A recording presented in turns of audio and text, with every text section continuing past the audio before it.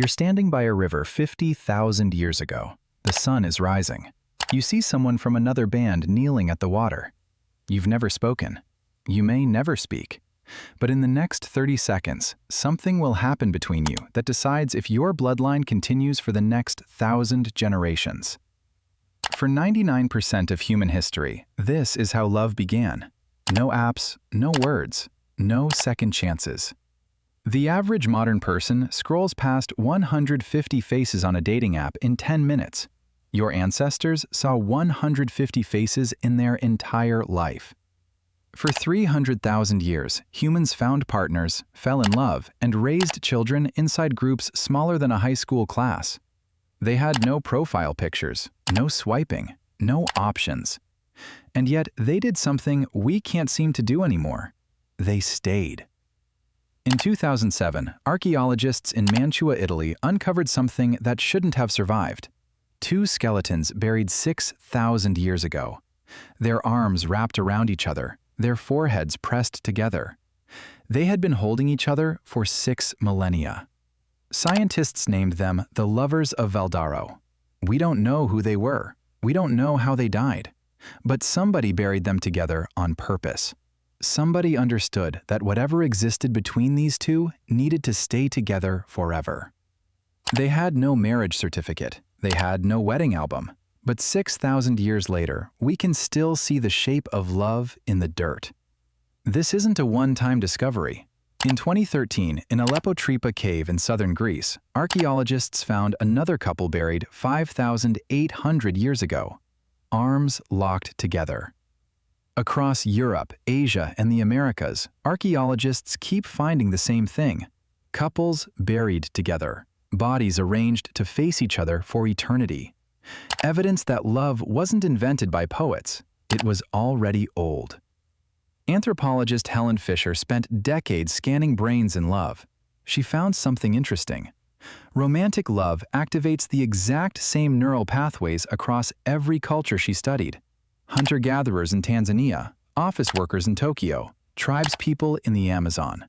The brain in love looks identical everywhere. Same dopamine, same oxytocin, same vasopressin. Which means love isn't a modern Western invention. It's a 4-million-year-old neurological system. We were built to fall in love before we were built to speak.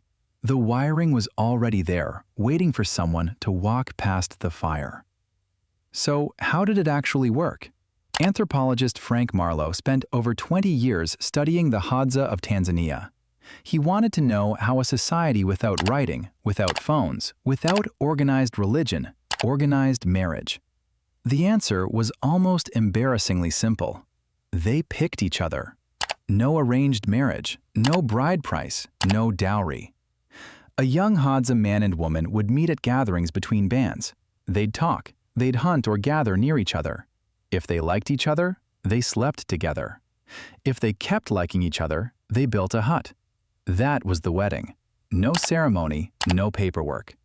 The community simply noticed 2 people had chosen each other and treated them as a couple. And Hadza couples reported higher satisfaction, more laughter, and more daily affection than any industrialized nation Marlowe surveyed. But the most fascinating discovery came from a different group. Anthropologist Barry Hewlett spent years studying the Aka people of the Congo Basin. He measured something nobody had bothered to measure before: how much time fathers actually spent with their children. Aka fathers held their infants 47% of the time.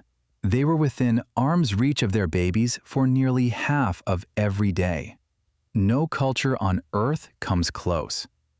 American fathers average about 6 minutes per day of direct childcare. Aka fathers average over 4 hours.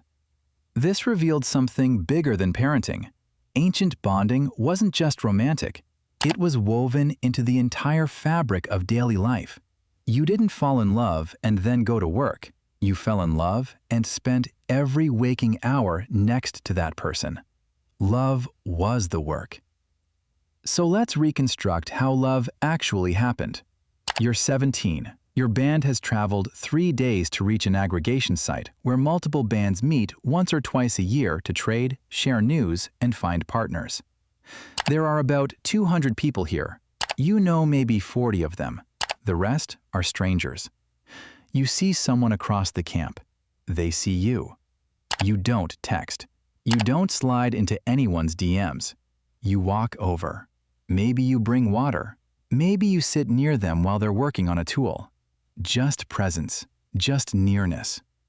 Over the next few days, you spend more time together. The whole camp notices. There's no privacy to hide it. Everyone is watching, and nobody pretends not to be. If something develops, you might leave together when the bands separate. You picked each other in front of everyone, and now the entire community is invested in whether it works. And here's the part modern people forget. If it didn't work, you could leave.